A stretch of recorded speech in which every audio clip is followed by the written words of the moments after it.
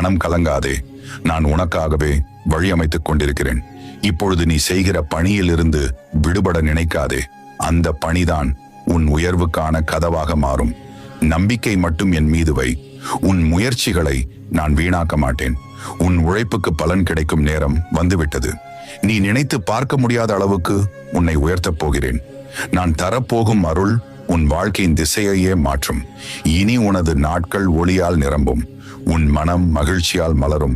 அமைதியாயிரு, உன் நேரம் வந்துவிட்டது. உன் உள்ளம் அமைதியாக இருந்தால்தான் உன் வாழ்க்கையின் பாதையும் நேராக செல்லும். மனம் குழப்பமாயிருந்தால் நீ போகும் பாதை தெரியாது. ஆகையால் எதையும் தொடங்குவதற்கு முன் உன் இதயத்தின் குரலை கேள்.